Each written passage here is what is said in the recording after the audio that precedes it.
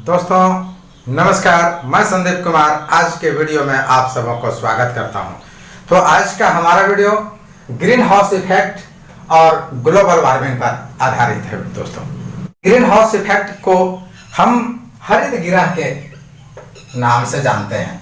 क्या नाम से जानते हैं? हरित घर के नाम से जानते हैं। इसका यही अर्थ होता है।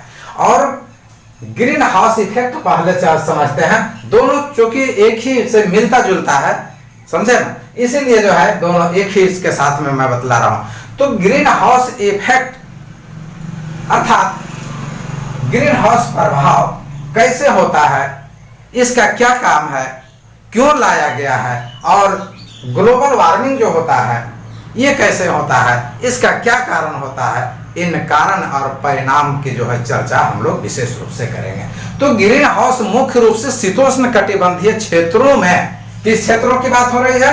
तो शीतोष्ण कटिबंधीय क्षेत्रों की चर्चा हो रही है। दोस्तों, शीतोष्ण कटिबंधीय क्षेत्रों में क्या होता है कि मानव के द्वारा एक पौधा का घर बनाया जाता है। क्या बनाया जाता है?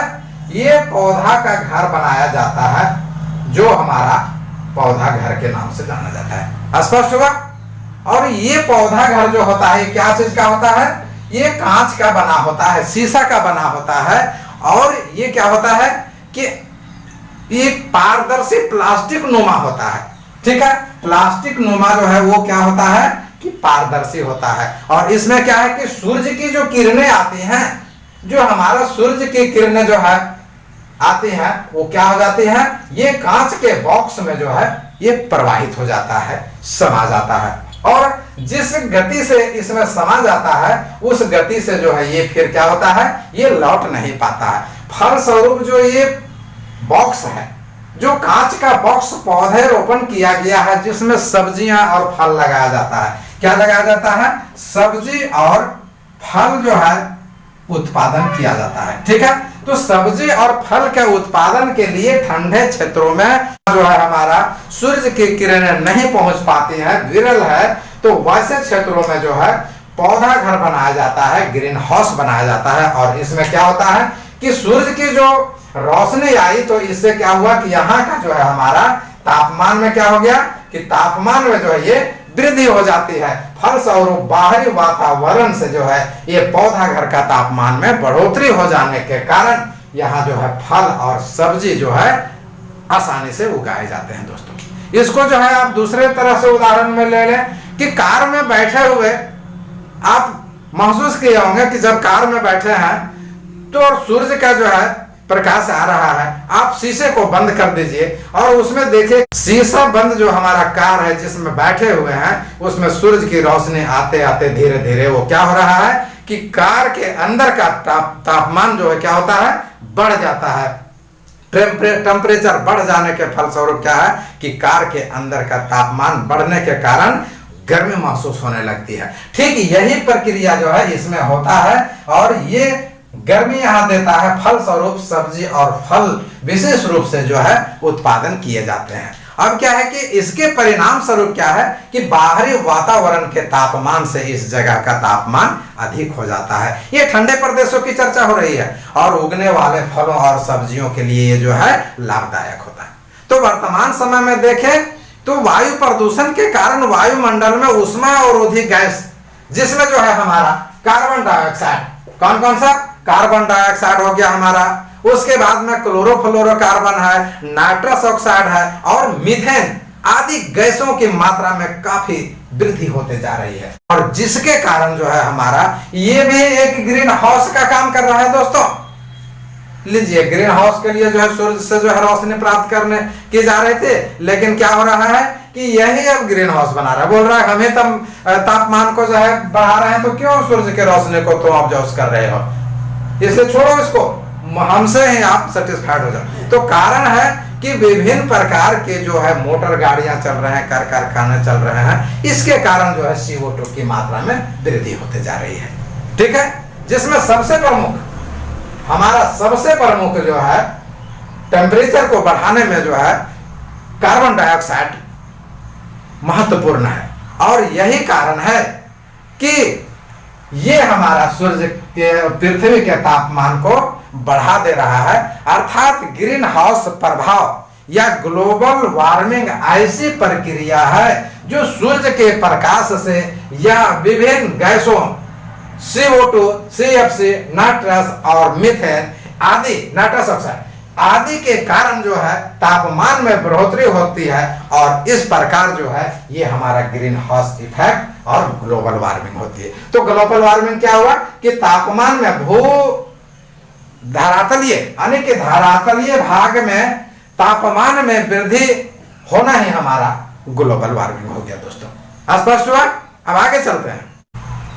तो यहां हमने देखा कि सूर्य से आने वाले जो किरणें हैं वो क्या हो रहे हैं, जितनी गति से जो है ग्रीन हाउस के अंदर प्रवेश कर रहे हैं उतनी तेजी से जो है वो बाहर नहीं निकल पा रहे हैं। अर्थात धीरे धीरे धीरे धीरे करके क्या हो रहा है, हमारे पृथ्वी पर का तापमान में बढ़ोतरी करते जा रही है।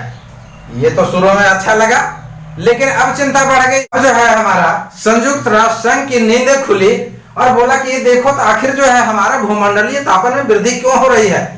इस पर जो है तुरंत एक जो है कमेटी बनाया, संस्था को बनाया, और वो बना दिया IPCC।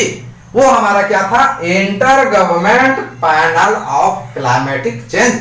आखिर जो है ये चेंज हो रहा है, इसके पीछे क्या कारण है जी, कमेटी बना। और ये कमेटी जो है उन्होंने कब किया, 1988 में किया।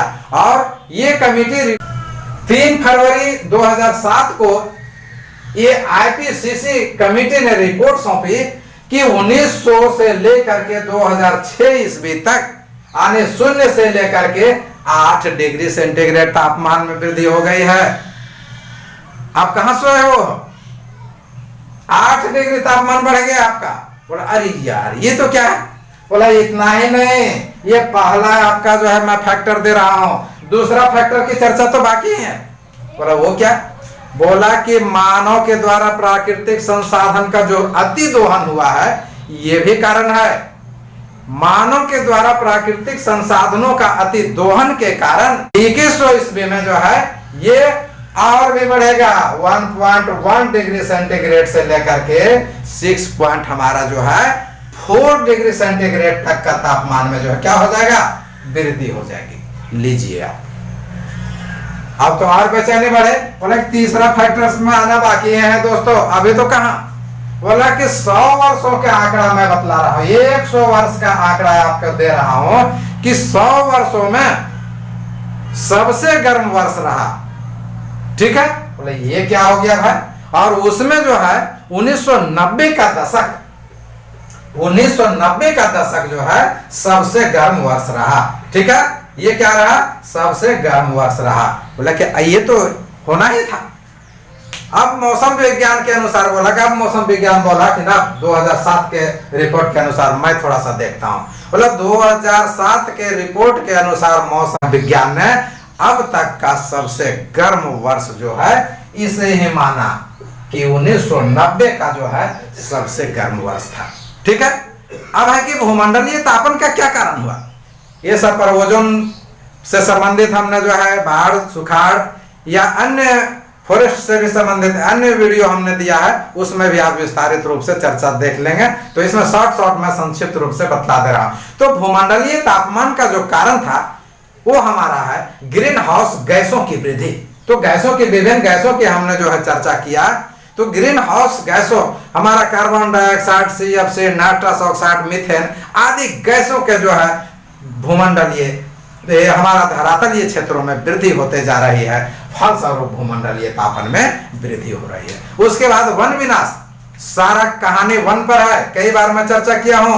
वन है तो जीवन है, जीवन ही नहीं संपूर्ण इस विश्व के जो है जीव जगत, जितने भी पेड़ पौधे, छोटे छोटे कीड़ों से लेकर के बड़े बड़े जीव, वनस्पतियां आदि जो है वन पर आश्रित है। दोस्तों, वन की कटाई होने से हमारा जो है मौसम में बिगाड़ हो जाएगा, समय पर वर्षा नहीं होगी, सुखाड़ की स्थिति हो जाएगी, अकाल की स्थिति हो जाएगी, भूखमरी की स्थिति हो जाएगी, विभिन्न प्रकार की जो है हमारा बीमारी उत्पन्न हो जाएगी, प्राकृतिक प्रकोप उत्पन्न हो जाएगा।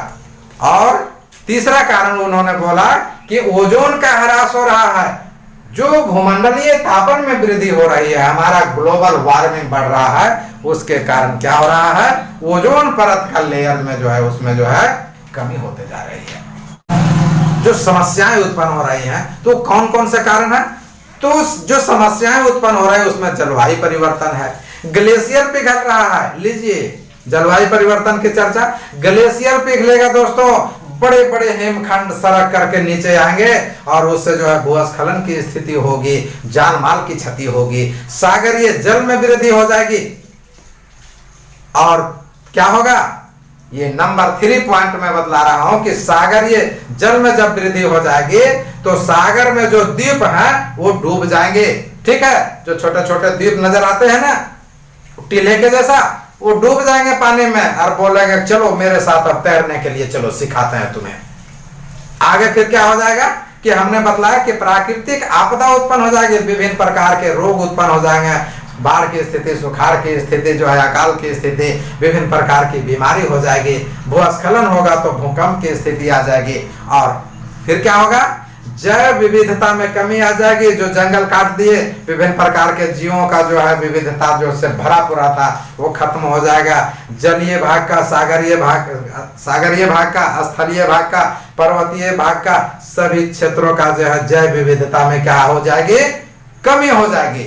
और फिर जो है आप कृषि के लिए जाएंगे, दौड़े दौड़े खेती करने के लिए, वहां भी प्रतिकूल प्रभाव पड़ेगा। और ऐसी स्थिति में जो है क्या हो रहा है, भूमंडलीय तापन का जो है ये प्रमुख जो है समस्याएं हैं दोस्तों। इससे बचाव करना अति आवश्यक है।